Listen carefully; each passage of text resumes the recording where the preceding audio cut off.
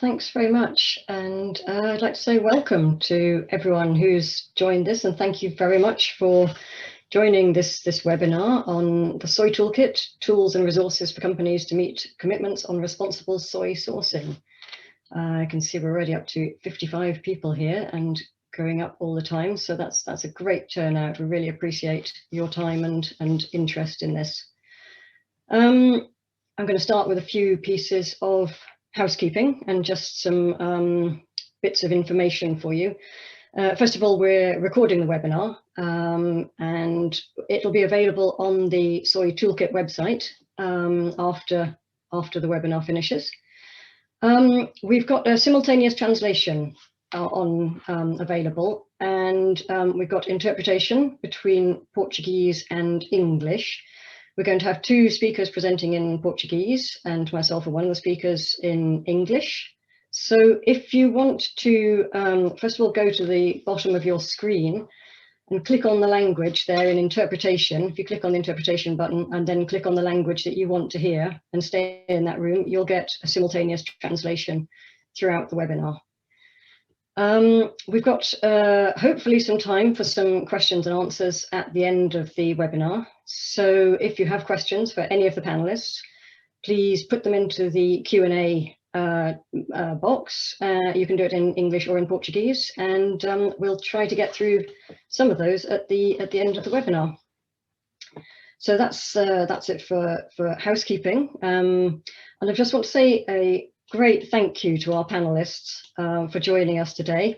We have Renata Nogueira from Cargill and Caroline Westerick from AAK.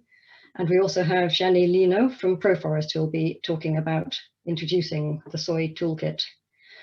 Just to introduce myself, I'm Sophie Higman. I'm the Director of Programs at Proforest in the UK.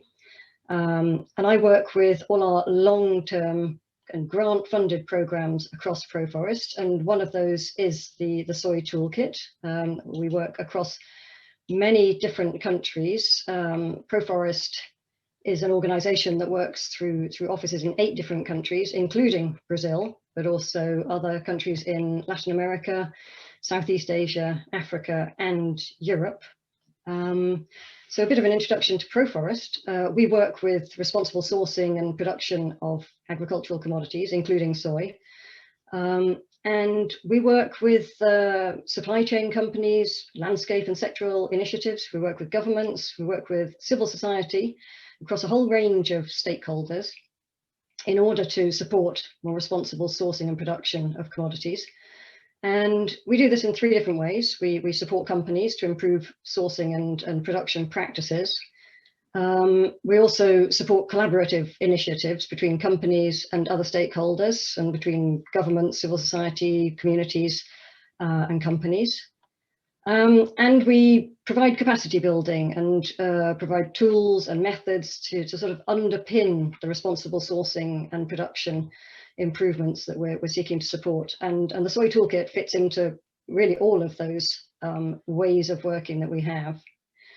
And as I said, we're a non-profit organization, and we work through offices in 8 different countries. So we have quite a lot of organizations attending this webinar. And there we've got a breakdown of it. We've got fantastic turnout from companies. We've got almost 60% of people who've registered to join this webinar from companies, which is excellent, and that's very much who the Soy Toolkit is aimed at. So I hope you find that a very fruitful experience. We've got another 23% from the NGO community, and a mix there of other organizations and types: government, financial services, and media. So welcome to all of you, and I hope you're all going to be able to contribute also to our polls, that we'll be running 3 of those through the course of the webinar, and the questions and answers. So I hope this is useful for all the different sectors that are here. And that's a breakdown of the countries. We've got fantastic attendance from Brazil and also from the UK. But also a range of people, and big shout out to those from Malaysia and Indonesia who are on a late time zone there. So thank you for joining. That's yeah, it's great to see everyone here. Just a quick breakdown of the gender breakdown of the people who've registered. We have almost 60% female and 40% male. So yeah, that's also excellent. We see moving away from male domination in agricultural commodity production. Okay, so I'm going to hand over, first of all, to Gianni Lino to present the Soy Toolkit. Gianni is the Deputy Director at ProForest, based in Brazil, and leading on ProForest work on soy. And she's responsible for the development and delivery of the Soy Toolkit, which she's going to introduce to us now. And Gianni will be speaking in Portuguese, so a reminder for any latecomers, if you want to hear in English, go to the interpretation button at the bottom of your screen and click on the English button. Gianni. Obrigada, Sophie. Bom dia a todos aqui no Brasil, boa tarde para quem está em outros países, boa noite para alguns. A apresentação do Soy Toolkit, a ideia é apresentar rapidamente o que é o Soy Toolkit, para quem não sabe. E, bom, o primeiro slide eu vou falar um pouquinho de onde vem a ideia de criação do Soy Toolkit. Então, a gente tem a soja, como qualquer commodity agrícola, tem diversos desafios de sustentabilidade, e esses desafios estão em grande parte concentrados na etapa de produção. E com o aumento das preocupações de diversos stakeholders, diversas partes interessadas, governos, organizações da sociedade civil, consumidores, houve um aumento de preocupação e um aumento resultante dessa preocupação de pressão sobre empresas para estabelecerem compromissos que vão falar sobre a compra responsável dessas commodities, que é garantir que essas commodities, na sua etapa de produção, não estão envolvidas com nenhum tipo de abuso a direitos humanos, ou desmatamento, ou conversão de ecossistemas que têm grande relevância ambiental. Com vários compromissos sendo estabelecidos pelas empresas, o próximo passo é começar a implementá-los. E como essas empresas que a gente chama de consumer facing, né, são empresas que têm grandes marcas e grande zelo pela sua reputação, estão mais próximas do consumidor, na maior parte das vezes, elas precisam trabalhar bastante com seus fornecedores para cascatear esses compromissos, né? Ou seja, convencê-los e explicar para eles do que isso se trata e garantir apoio e cobrança de que eles vão replicar esses compromissos na sua própria cadeia, até que esses compromissos alcancem a etapa de produção. E aí a gente tem alguns desafios nesse processo. O primeiro desafio, no próximo slide, tem relação com algumas lacunas de comunicação e de conhecimento que estão em diversos níveis. Um desses níveis é a própria cadeia de fornecimento de commodities. Então, a gente tem empresas que estão lá no final da cadeia, como supermercados e outras grandes marcas, né, de processadores, que estão muito mais perto do consumidor e que têm demandas muitas vezes bastante simples na descrição, mas bem difíceis de comprovar e de implementar, e empresas que estão lá perto dos produtores e que estão recebendo outras demandas e também com desafios de implementação. Então, em geral, tem uma lacuna entre esses dois níveis de como um lado explica para o outro quais são os seus desafios, né?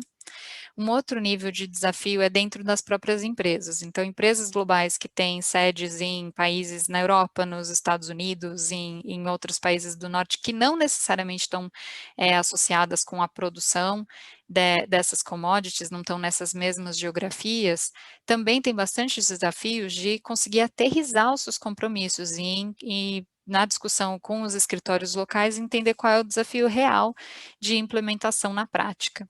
E, por fim, uma outra lacuna é entre equipes da mesma empresa. Então, a gente tem também equipes de sustentabilidade, que é quem lidera a elaboração desses compromissos, quem dialoga com organizações da sociedade civil, e equipes de compras, né, que estão muito mais preocupadas em bater as suas metas, em garantir que a compra é feita da melhor forma possível, com o melhor preço possível, mais rápido possível. Então, esses desafios, eles colocam algumas barreiras para o processo de implementação, e é algo que é super importante através da capacitação, é uma das formas de ultrapassá-los, né, de removê-los. E aí, para o caso da soja, no próximo slide, a gente vê que tem um desafio que é, na verdade, resultado de um fator positivo. A soja viu nos últimos 5 anos o surgimento de uma série de iniciativas, ferramentas, abordagens que se somaram a outras já existentes. Então, não é de hoje que tem diversas iniciativas apoiando empresas na soja, mas nos últimos 5 anos a gente viu um crescimento muito grande. Como parte do processo de desenvolvimento do Soy Toolkit, a gente faz um mapeamento dessas iniciativas e a gente já tem muito mais do que 80, como a gente está colocando aí no slide, entre iniciativas, ferramentas e abordagens que estão disponíveis. E é um desafio para as empresas, porque apesar de ter muita informação, é bastante difícil ainda entender se é para elas usarem, né, se a posição em que elas estão na cadeia é a posição adequada para usar determinada ferramenta, quando a ferramenta deve ser usada, o que ela oferece, o que ela produz de resultado. Considerando esses desafios, é que veio a ideia de fazer o Soy Toolkit. Então, no slide seguinte, a gente apresenta o que é essa caixa de ferramentas para apoiar empresas na implementação dos seus compromissos. O Soy Toolkit é um guia passo a passo e ele está organizado em 5 elementos que são os passos de implementação de uma política de compra responsável de soja. Esse passo a passo começa com o desenvolvimento de um plano de implementação, passa por entender a cadeia e quais são os seus riscos, engajar os fornecedores, estabelecer sistemas de controle de compras ou entender como eles funcionam se você está mais no final da cadeia, e por fim, monitorar, verificar e relatar o seu progresso. E o Soy Toolkit está disponível gratuitamente dentro do website www.soytoolkit.net. Qualquer pessoa que entrar nesse site, no slide anterior ainda, desculpa, qualquer pessoa que entrar nesse site vai poder ter acesso aos briefing notes, que são notas informativas de cada passo desse guia passo a passo, né, desses elementos. Esses documentos, eles são bem detalhados, mas também tem uma opção de resumos executivos, então, de documentos de 2 páginas. E a partir de hoje, e é por isso que a gente está reunido aqui, a gente está muito, muito contente de fazer o lançamento dos webinars. Então, a partir de hoje, também está disponível no site webinars de 20 minutos, 15, 20 minutos, sobre cada um dos elementos, que você pode assistir como vídeo, que vão passar pelo mesmo conteúdo.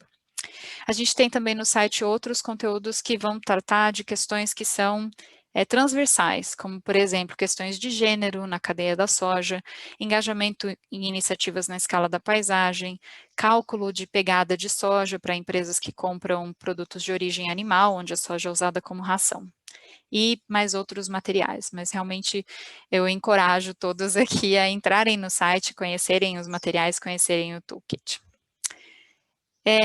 Alguns exemplos do que a gente consegue ver no Soy Toolkit são, eu vou passar bem rapidamente, mas só para dar uma ideia, um sabor do que é possível encontrar ali. Então, no próximo slide, um exemplo do material que a gente tem sobre o primeiro passo, que é avaliar e planejar a implementação de compromissos. E ali a gente apresenta quais são os passos bem focados nas ações mesmo que as empresas têm que tomar para implementar esse elemento, né? Então, desenvolver uma estratégia, definir o que vai ser feito, quem vai fazer, e também mostra alguns exemplos, alguns templates de como a empresa pode fazer isso. Um outro exemplo, no slide seguinte, traz o elemento dos sistemas de controles de compras.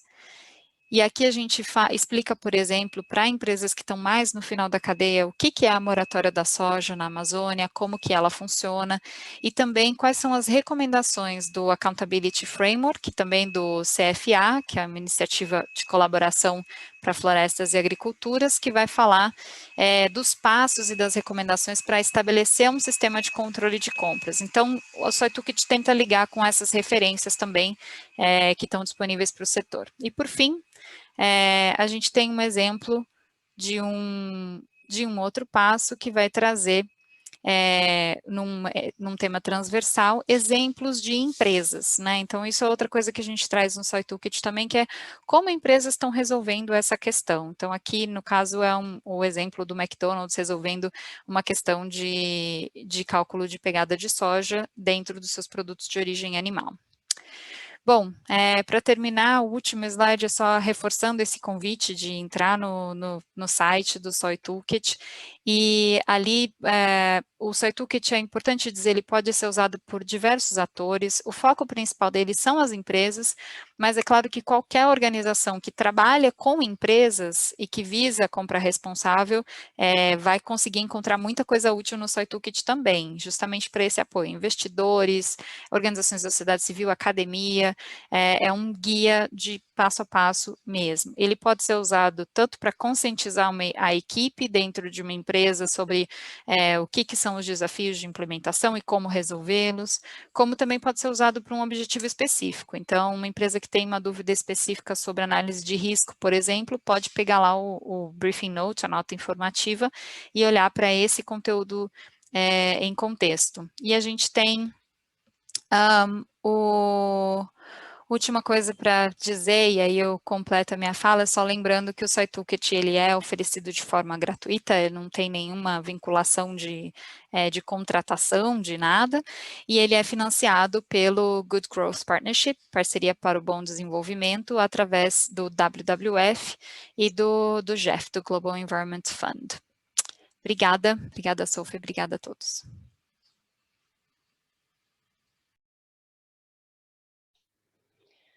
Fantastic. Thank you very much, Jenny. That's great to see that briefly introduced. And for anyone who has any questions for Jenny, you can put them on the Q&A button there in English or in Portuguese. And we're going to go on to the first of our 3 polls before we move on to our next speaker. So perhaps we could put the first poll up. There we go. So the question here is that thinking about where soy buying companies, either your company or companies that you work with, are in the implementation of sustainability commitments, what would be the next step towards responsible sourcing? And you've got 6 choices there. You can only have a single answer, so we want your most important next step. And we'll give you a couple of minutes to decide on whether it's developing and reviewing commitments to responsible sourcing, developing a time-bound action plan to implement commitments, mapping the supply chain and understanding the risks of non-compliance. Is it around engaging suppliers in implementing responsible sourcing as well?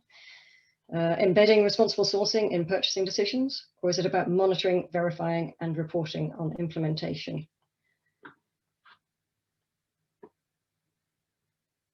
And in just a moment, we will get some answers up for the results of that. I think we're giving you perhaps another minute to make your choice.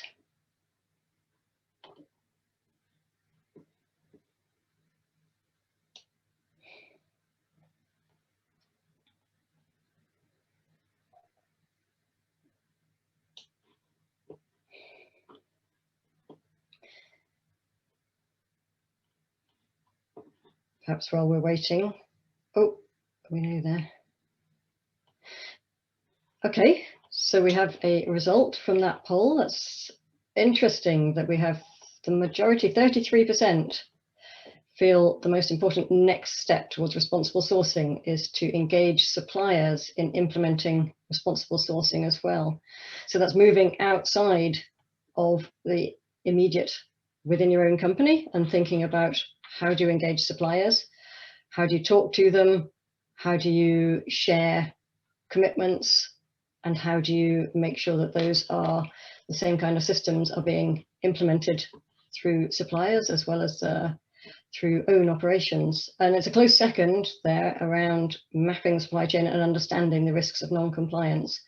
So I guess those are, you know, two steps in the, well, they're obviously steps in the same process, but that's an interesting result there and useful for us to know in thinking about where the toolkit goes next. But that's where the main interest is. Okay, thank you for that, Paul. And we're going to move on to our next speaker, who is Renata Nogueira from Cargill. A little introduction to Renata. She's the head of sustainability for Cargill's agricultural business in South America, and she works across supply chain sustainability initiatives. Renata has many years of experience in non-governmental organizations and in implementing sustainability actions in large multinational companies. And she's involved in the Soy Moratorium and Soft Commodities Forum kind of sectoral discussions. Many of you will know Cargill as one of the world's largest buyers of agricultural commodities. So Cargill's a key player in the whole soy supply chain, including sourcing from producers, producing feed for livestock production, processing, supplying meat and poultry products to retailers and food service operators. So working throughout the whole of that value chain. And in 2019, Cargill launched their policy and action plan on sustainable soy, which was focused on South American origins, where Cargill engages with more than 20,000 soy producers every year. And Cargill have used the Soy Toolkit independently to develop their action plan. And Renata's here to tell us how they did it. Renata's going to be speaking in Portuguese. So again, make sure you're in the right interpretation room down there on the bottom right buttons. Thanks very much, Renata. Away you go.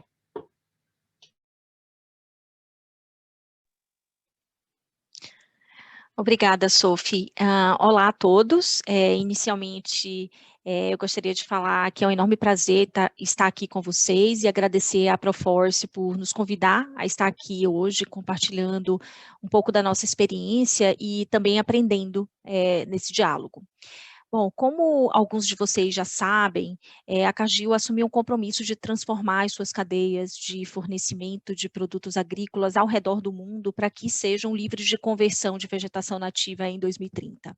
Nós lançamos a nossa política de florestas em 2015, que foi revisada em 2018 e que reforça o nosso compromisso. Nessa política, também detalhamos o passo a passo de como transformaríamos as nossas cadeias, e um desses passos é a elaboração de políticas para cadeias prioritárias, como é o caso da palma e da soja.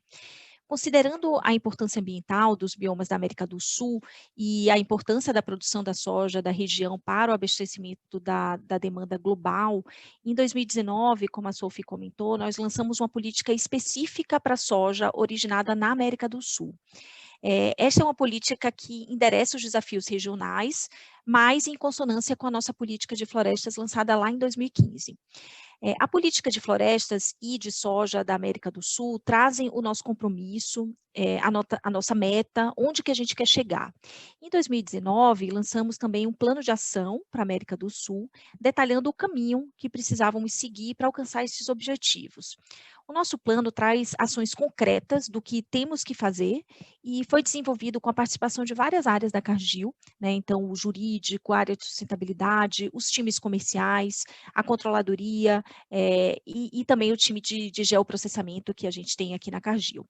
Além disso, a gente levou em conta as demandas e as ações de diversos stakeholders, porque a gente sabe a importância e a gente valoriza a opinião dos nossos stakeholders, e a gente espera também contar com o apoio e o feedback contínuo deles para que a gente possa aprender e melhorar continuamente. Bom, a Proforce é um importante stakeholder para a Cargill, nossa colaboração é de longa data e criou suas raízes nas discussões acerca da cadeia do óleo de palma. Durante o processo de construção dos nossos compromissos e estratégias para a soja, principalmente na América do Sul, vimos uma oportunidade de nos aproximar da organização também para a cadeia da soja. O Soy Toolkit nos serviu como uma espécie de metodologia para a construção do nosso plano de ação.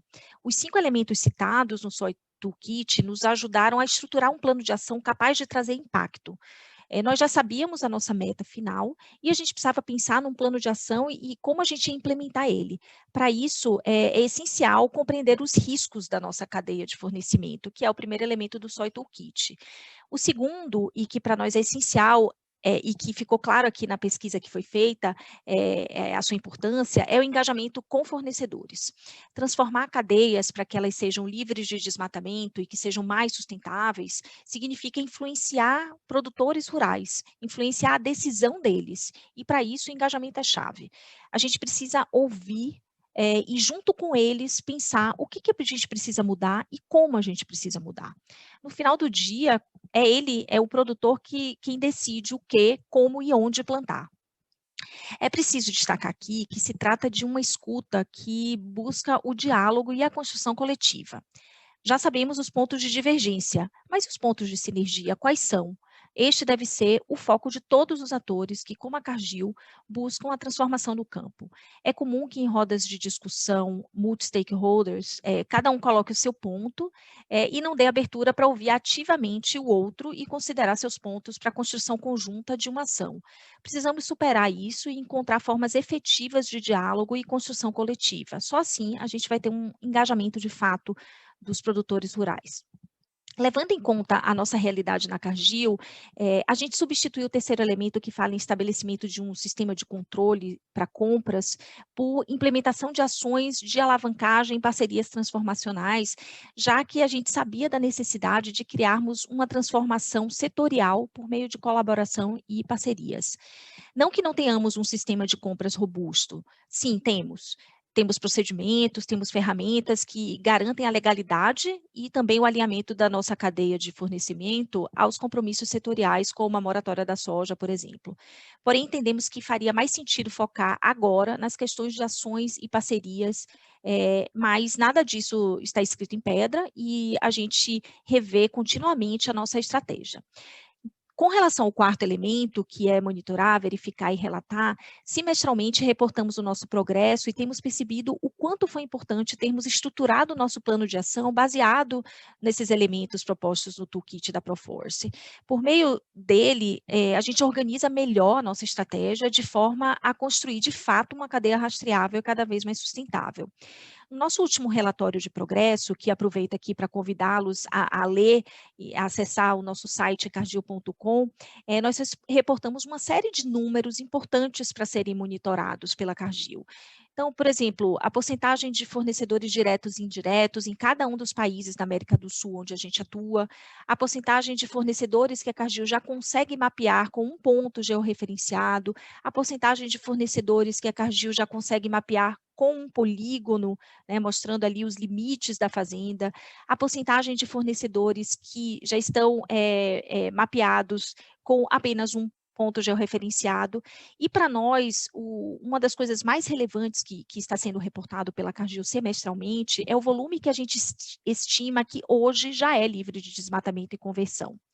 Como a gente ainda não concluiu em todos os países o mapeamento da nossa cadeia no nível do polígono, a gente leva em consideração dados setoriais de compras de fazendas e também de cooperativas. E aí a gente reporta também com o objetivo da transparência a nossa cadeia e mostrar para os nossos stakeholders como que a Cargill vem avançando, o aumento de volume de soja certificada, que esse ano no Brasil foi de 75%. Para nós, esse é um marco histórico. Isso mostra que existe uma demanda crescente de um produto certificado e, por meio das certificações, a Cargill monitora anualmente quase que 2,5 milhões de hectares na América do Sul. Outro dado importante é com relação às fazendas bloqueadas dos nossos sistemas e também o número de reclamações, que a gente chama de grievances, recebidas e a porcentagem dessas grievances que, de fato, estão relacionadas à nossa cadeia. É importante destacar aqui que uma cadeia de commodities, o maior desafio é implementar ações que não excluam, mas que transformem. Se temos requisitos de sustentabilidade que estão aquém dos nossos competidores, isso pode, ou além dos nossos competidores, isso pode fazer com que os produtores não queiram vender para a Cargill e seguir com outra empresa com requisitos mais brandos, mantendo as suas práticas pouco sustentáveis em alguns casos. Dessa forma, a realidade não é transformada, o setor não é transformado. Então, estamos em uma situação delicada em que temos que balancear a implementação de ações consistentes sem perder o mercado e o engajamento cada vez maior com os fornecedores. O Soy Toolkit foi e ainda é, na verdade, a espinha dorsal do nosso plano de ação. Reportamos nosso progresso levando em conta esses elementos que para nós foi de grande inspiração e estamos convictos de que foi o melhor caminho a ser seguido e continua sendo. Os benefícios desse processo são para todos que fazem parte da cadeia ou são de alguma forma impactados por ela e nos permite melhorar continuamente as nossas ações, causando cada vez mais impacto no campo. Internamente, a forma como estamos fazendo também traz benefícios. Além de ficar claro para a companhia o que, por que e como estamos fazendo, todos percebem que muitos dos requisitos de sustentabilidade que são demandados pelos nossos stakeholders nos ajuda comercialmente também.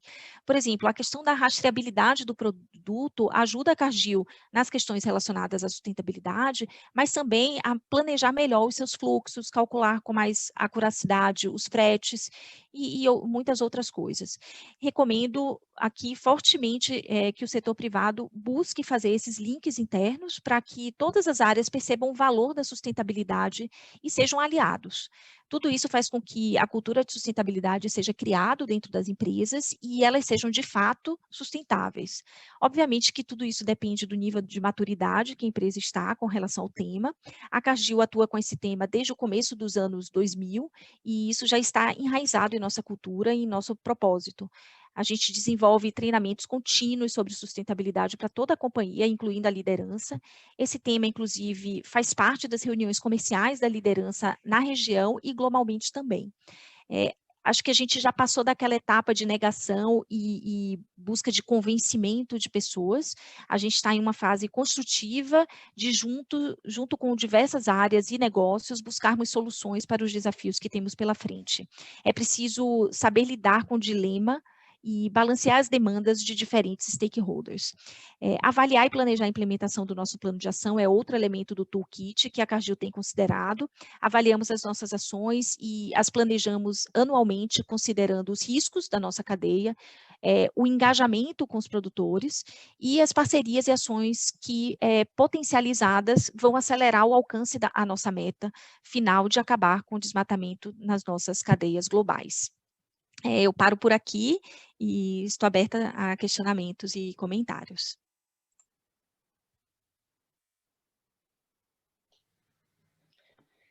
Fantastic. Thank you very much, Renata. And that's just very interesting kind of overview of how you're using the toolkit, both in terms of external suppliers and contacts, but also internally, how you're generating change internally within Cargill and using it to sort of monitor change as well. That was a very interesting perspective. And if anyone has questions for Renata, we'll try to get through to them at the end. If you put them in the question and answer button there at the bottom, I can see there's a few questions gone in already.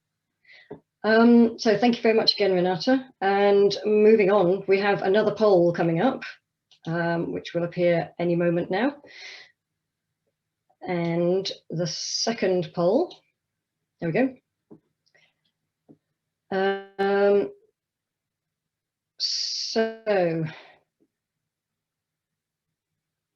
this is slightly different from what I was expecting, but there we are. The poll is thinking about where soy buying companies. This is the first poll. I think we had this one before.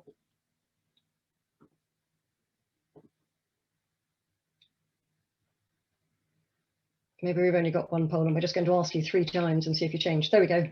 That's it.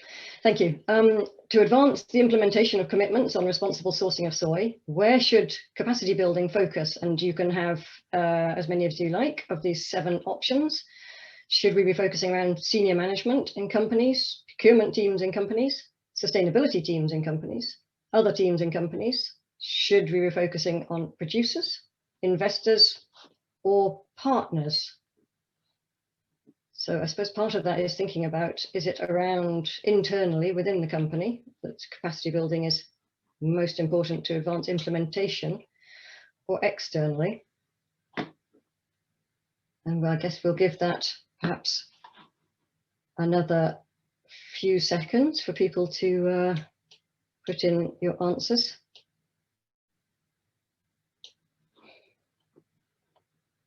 And we have a response. That's very interesting.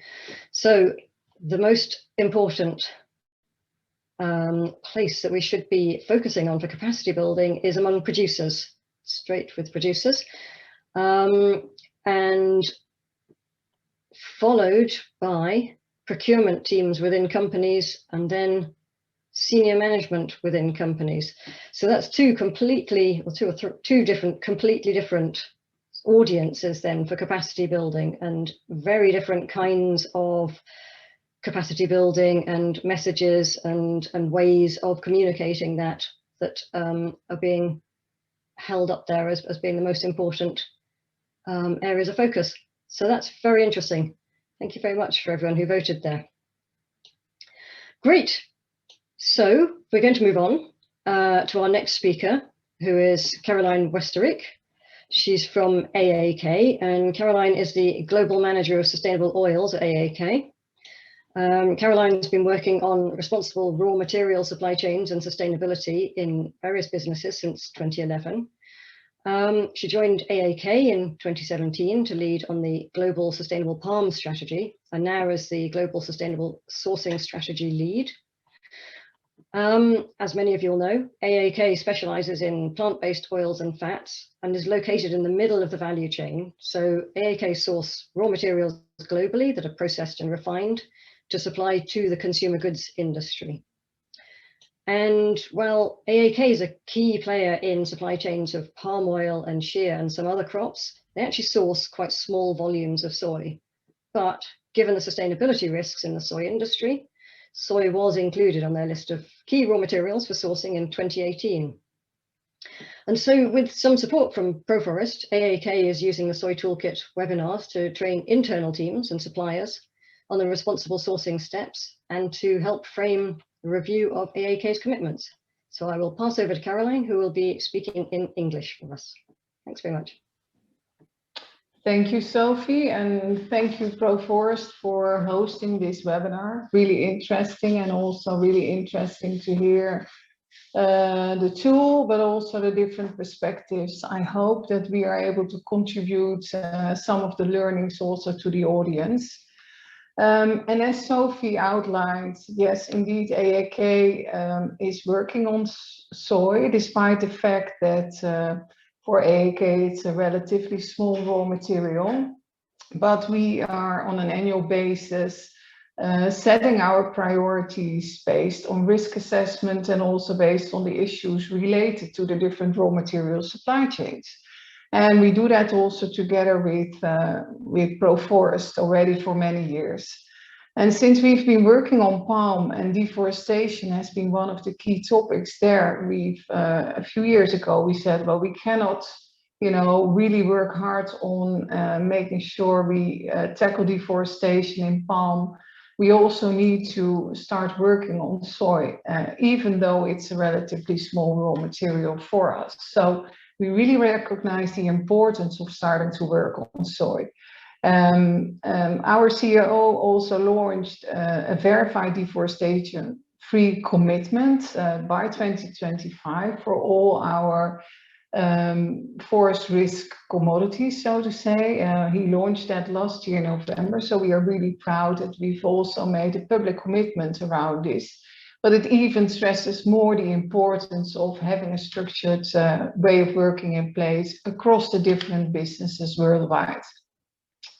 So as a small buyer of soy, obviously we are in the middle of the supply chain and we buy relatively small volumes across all the different countries and regions. So I think our biggest challenge in that journey is actually to get information from our suppliers, and especially to get the information all the way back to the farm level. So collecting the traceability data has really been a key challenge for us. And that is also a key starting point, obviously, when you start working on a new raw material. You first start with mapping the supply chain, and that is also one of the steps of the Soy Toolkit. But obviously a lot also depends on the supplier relationships we have. And also, even if you're not the most important customers, you can find creative ways to get the information or to find the level of assurance that you need. So at this moment in time, we've initiated quite a detailed mapping journey, and we did that last year actually. And we took all the learnings from that journey, and we have used the Soy Toolkit to educate our teams across the different regions. So we really have taken them on all the different steps. So it was sort of a sustainability education internally across the different sourcing and trading regions. Really interesting, but sometimes also a little bit academic maybe for people in sourcing and trading, but at the same time we also received the feedback that it has been really valuable for them. So our next step in the journey is to really roll out our verified deforestation-free roadmap. So based on the mapping exercise, we've had the opportunity to really come to some really good insights on risks, on high priority regions, high priority provinces even, across the different regions. And what we are now doing is actually going back to all the different regions and have one-to-one engagement with them and make them responsible also for the next steps and the development of an action plan on how we are going to how we are going to prioritize, what are the actions that we are going to take, and I think that is definitely really interesting from this whole approach. What we do is that we adjust and we tailor it according, of course, to the different regions and the different needs, but the methodology as such is really helpful. In terms of building capacity, I think when we identified, well, it's really something that we need to work on, we were experiencing sort of a gap in, well, how can we move and how can we make progress in soy sustainability? And that is also when we reached out to Proforest and said, well, okay, we've been working very closely together on palm. What is it we can do in soy together with you? And they basically highlighted also the potential benefit for AAK to make use of the Soy Toolkit. And we've done that as part of our training program in 2020. So as said, it has been a great foundation and is also creating a level playing field and a harmonized terminology internally to start talking about sustainability and about sustainable soy specifically.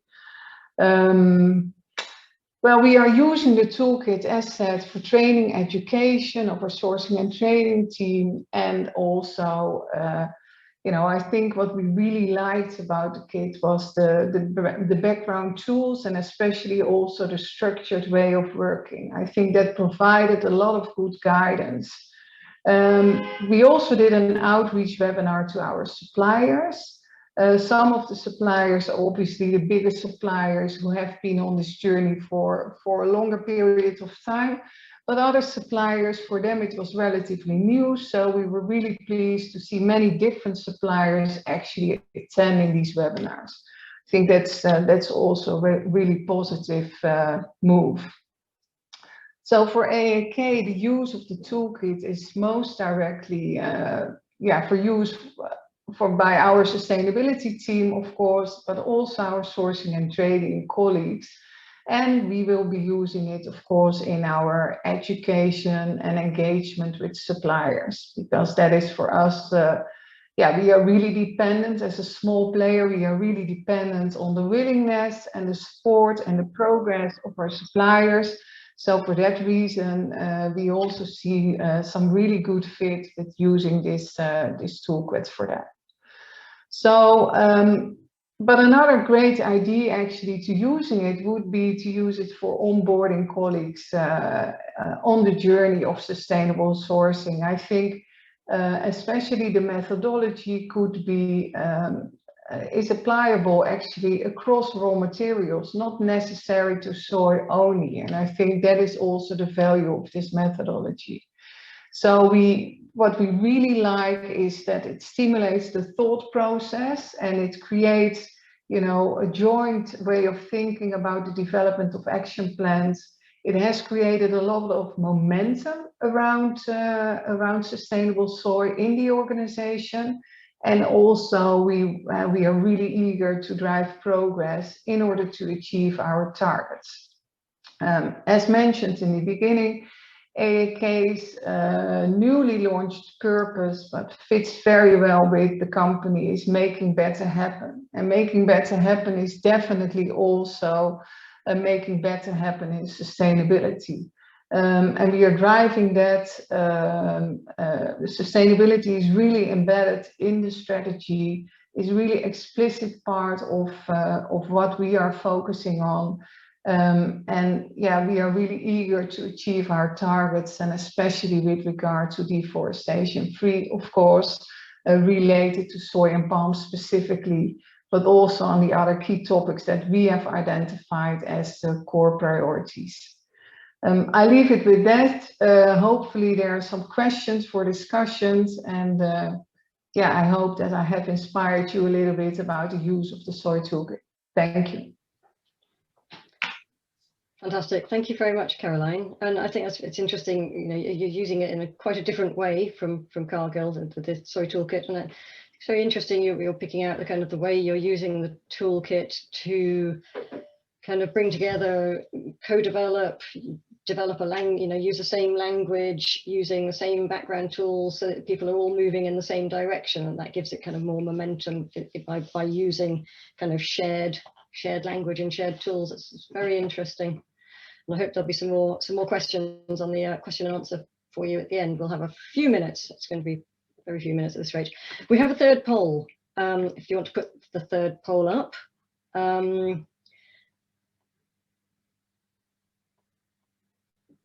And that's the second poll.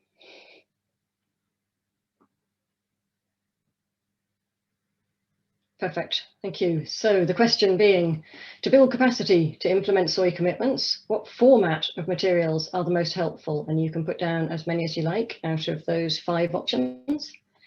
Detailed guidance and step-by-step. We've got executive summaries, videos and webinars, real cases from other companies, and live training courses.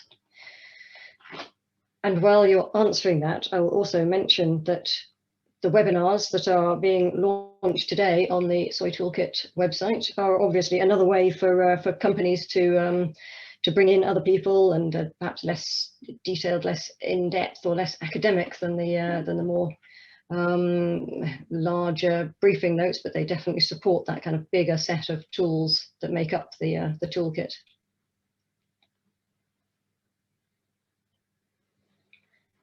So I think we're getting an answer there.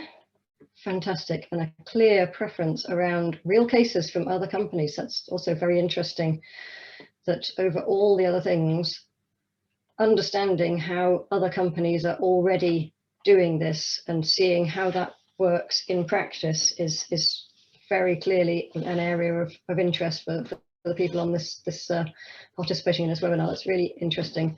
Followed then by detailed guidance, a sort of step-by-step. So it's sort of understanding what companies are doing already and seeing how they're doing it and getting inspiration, and then the kind of details of, well, how do you actually go about doing that? Fantastic. Thank you all for your answers there.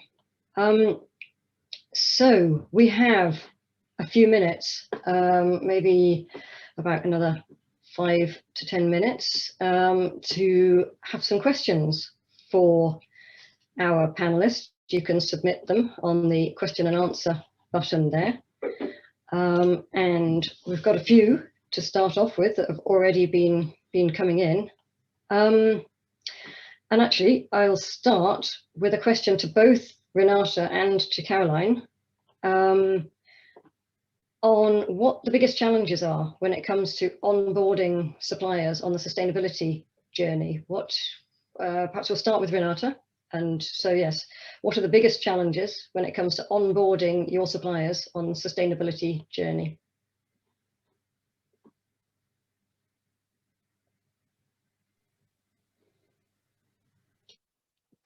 Quem começa? Eu ou a Caroline? Please start, Renata. Yes. Ok.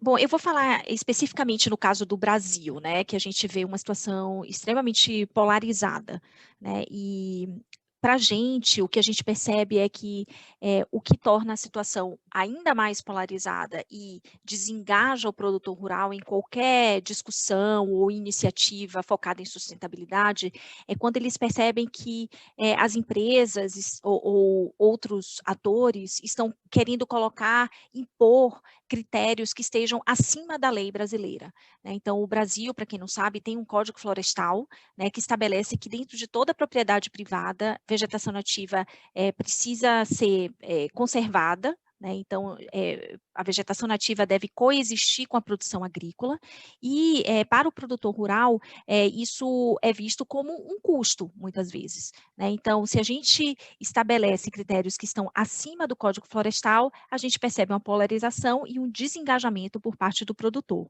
né? E, obviamente, a cadeia de soja é gigantesca na América do Sul, especificamente no Brasil, a gente está falando de uma cadeia de mais de 12 mil fornecedores, né? O tamanho da área da soja, da produção de soja no Brasil também é gigantesca, e falta apoio do governo, né? Então, em fornecer informações básicas sobre os produtores, sobre as áreas de soja no Brasil. Então, com relação à rastreabilidade, que eu vi que tem uma pergunta sobre isso, eu aproveito para responder, a gente enfrenta uma série de desafios por conta disso, da quantidade de produtores, do tamanho da área de soja e da falta de informações oficiais sobre os fornecedores de soja no Brasil. E, novamente, para a gente, e eu percebi aqui nas pesquisas, que o foco deve ser no produtor e que a gente tem que engajar o produtor rural para trazer a transformação que a gente precisa. Então, a gente precisa estar muito focado naquilo que realmente vai engajá-lo, não naquilo que vai desengajá-lo.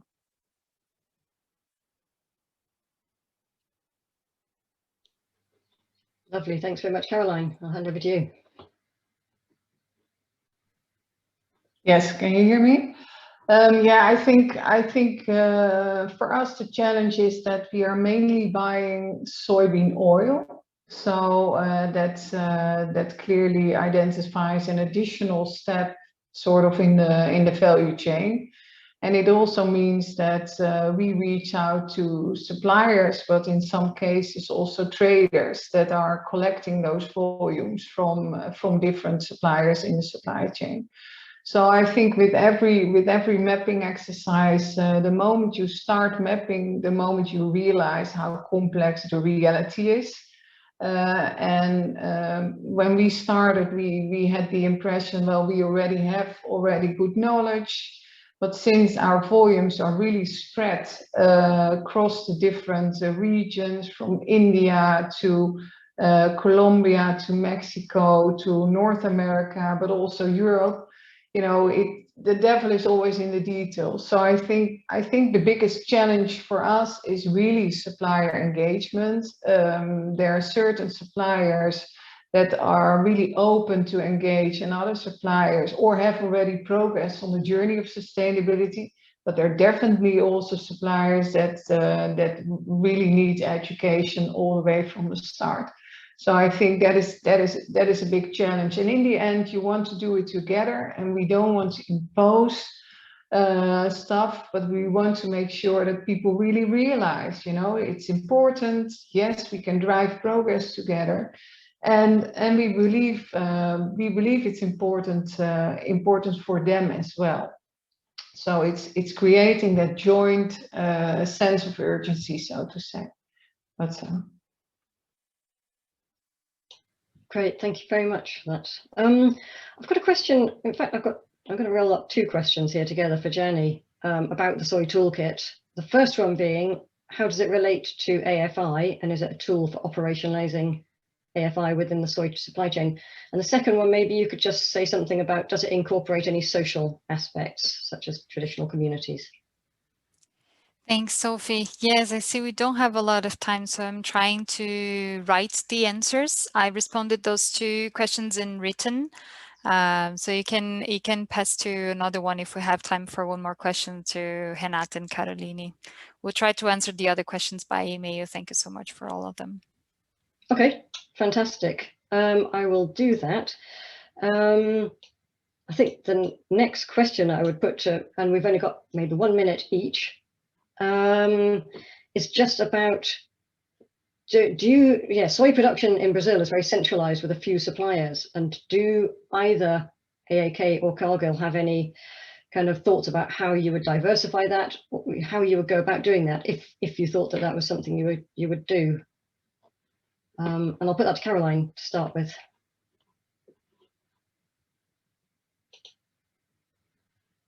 You're still on mute there, Caroline. The concentration to the different big suppliers you mean in Brazil, yes, of course, and for us that helps, right? Because if we're buying from Cargill in this case, we know that Cargill already has a good approach.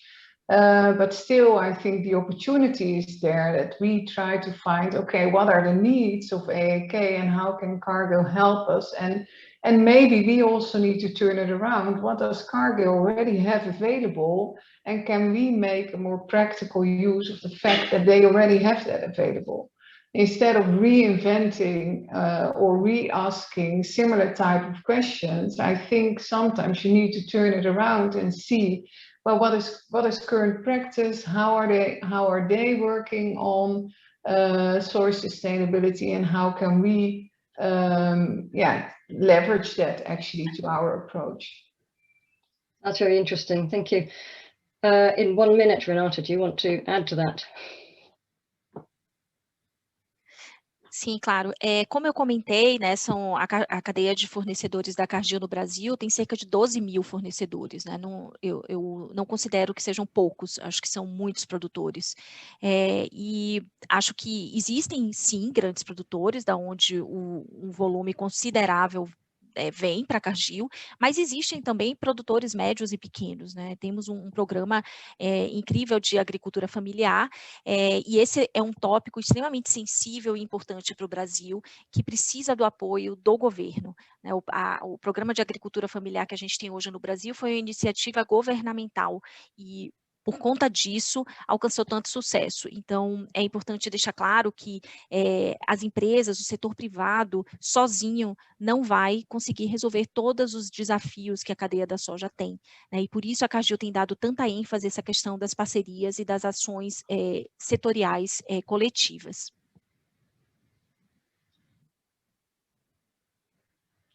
Great, thank you very much.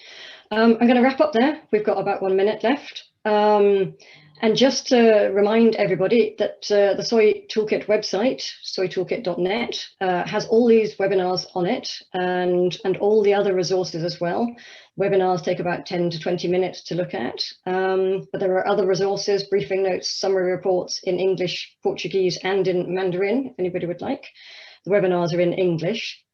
And a note, you should have received a survey during the webinar. We'd be really appreciative if you could answer the survey and send your responses in. And I'd just like to say a final huge thanks to our panelists, Renata, Caroline, and Tajani, for your time and your great sharing today. So thank you very much to everybody who's participated, and goodbye. Thank you. Thank you. Bye. Obrigada.